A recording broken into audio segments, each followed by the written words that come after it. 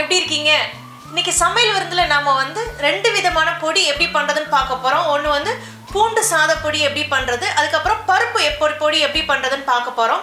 ரொம்ப ஈஸியாக பண்ணக்கூடிய ரெசிபி. இதை நம்ம பண்ணி வச்சிருந்தோம். நமக்கு தேவைக்கேற்ப நமக்கு வீட்டில் குழம்பு பண்ண முடியாத நேரத்தில் சுட சுட சாதத்தை வடித்து இந்த பொடியை போட்டு நல்லா எண்ணெய் ஊற்றி நல்லெண்ணெய் ஊற்றியோ இல்லைனா நெய் ஊற்றியோ சாப்பிட்றதுக்கு ரொம்ப நல்லாயிருக்கும். வாங்க வீடியோக்குள்ளே போகலாம். பூண்டு பொடியும் பருப்பு பொடியும் எப்படி பண்ணுறதுன்னு பார்க்கலாம். முதல்ல நம்ம பூண்டு பொடி பண்ண போகிறோம்.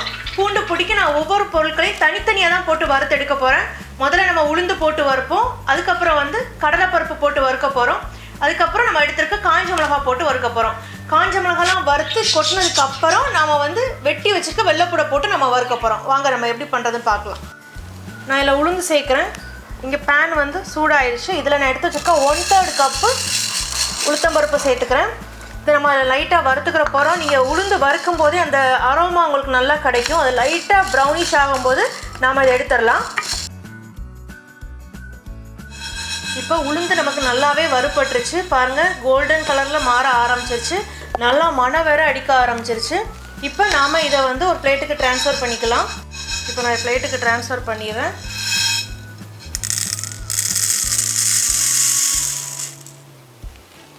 இப்போ நாம் வந்து எடுத்து வச்சுருக்க கடலைப்பருப்பை போட்டு வறுக்க போகிறோம். கடலைப்பருப்பு நான் 1/2 கப்புக்கு எடுத்து வச்சுருக்கேன். அந்த 1/2 கப்பு கடலைப்பருப்பை இதில் சேர்க்குறேன்.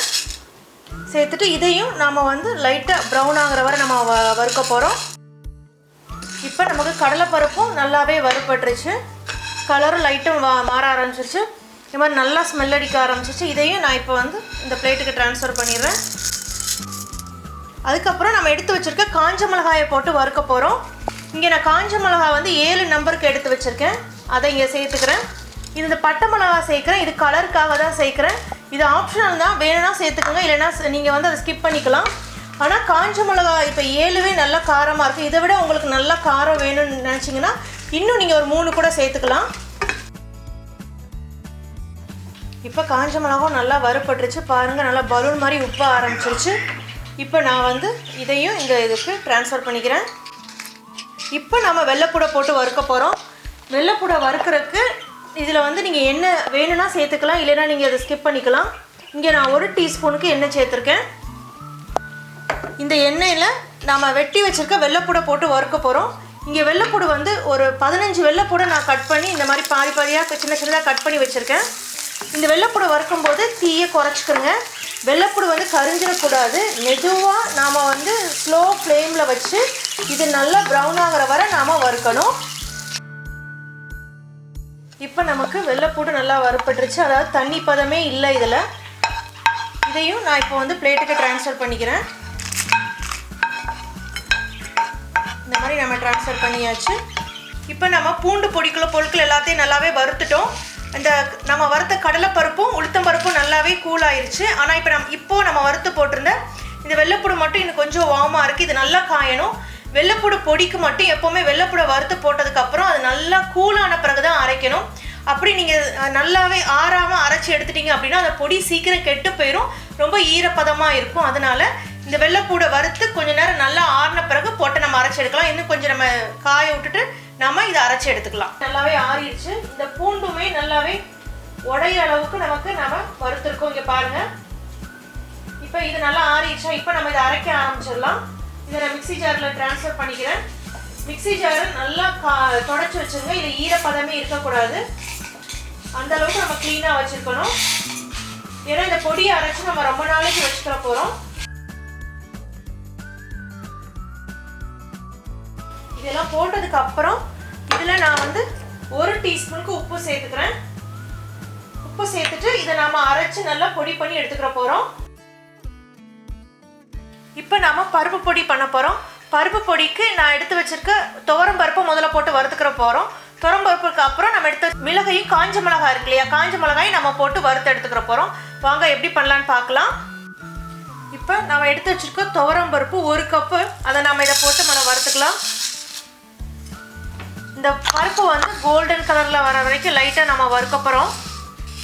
ரொம்ப கறியை விட்டுறக்கூடாது. அந்த மனம் நமக்கு நல்லாவே அடிக்க ஆரம்பிக்கும். அது வரைக்கும் நம்ம இதை வறுத்துக்கலாம். இப்போ நம்ம துவரம் பருப்பை நல்லாவே வறுத்துட்டோம். இப்போ நான் வறுத்த பருப்பை பிளேட்டுக்கு ட்ரான்ஸ்ஃபர் பண்ணிடுறேன். அதுக்கடுத்து நாம் எடுத்து வச்சுருக்க காஞ்ச மிளகாயை போட்டு வறுக்க போகிறோம். காஞ்ச மிளகா இங்கே இதில் நான் 7லேருந்து 8 எடுத்துக்கிட்டால் போதும். உங்களுக்கு காரத்துக்கு தகுந்த மாதிரி நல்லா காரம் சாப்பிடுவீங்கன்னா இன்னும் கொஞ்சம் கூட நீங்கள் சேர்த்துக்கலாம். அதுக்கப்புறம் மிளகு வந்து 1 டீஸ்பூனுக்கு நான் சேர்த்துக்கிறேன். இதையும் போட்டு நல்லா வறுத்துக்கிறேங்க.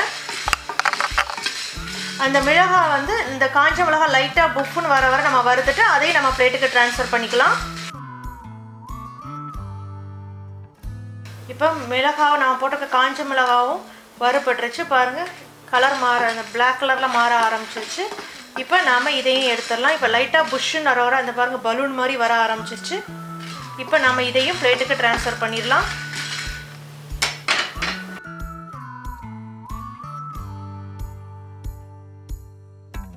இப்போ நம்ம பருப்பு பொடிக்கு வறுத்த பொருட்களும் நல்லாவே ஆறிடுச்சு. இதில் நாம் வந்து துவரம்பருப்பு, காஞ்ச மிளகாய், மிளகு சேர்த்துருக்கோம். இது நல்லா ஆறிடுச்சு. இதையும் நான் வந்து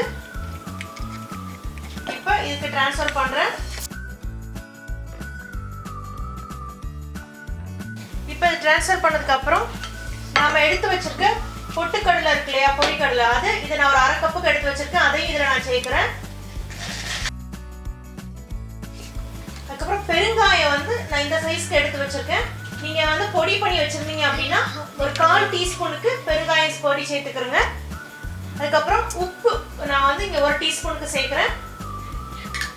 இப்போ இது எல்லாத்தையும் நம்ம நல்லா பொடி பண்ணி எடுத்துக்கிற போகிறோம். இப்போ நமக்கு பூண்டு பொடியும் ரெடி ஆயிடுச்சு. அதுக்கப்புறம் பருப்பு பொடியுமே நமக்கு இங்கே ரெடி ஆயிடுச்சு. இந்த பூண்டு பொடிக்கு வந்து நம்ம தேவையான அளவு காரம் சேர்த்துருக்கோம். உங்களுக்கு நான் போட்ட மிளகாய் கணக்கை விட உங்களுக்கு இன்னும் காரம் வேணும்னா இன்னும் 3 காஞ்ச மிளகா கூட சேர்த்துக்கலாம்.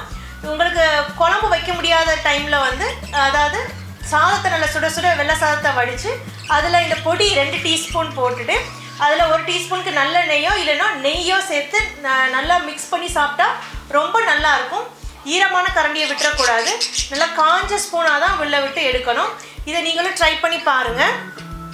அதே போல் பருப்பு பொடியும் நமக்கு இங்கே ரெடி ஆயிடுச்சு. பருப்பு பொடிக்கு நம்ம இங்கே துவரம் பருப்பும் பொட்டுக்கடலையும் தான் போட்டு அரைச்சிருக்கோம். ரொம்பவே நல்லா இருக்குது, மனமும் நல்லா இருக்குது. இதுவும் அதே மாதிரி தான்.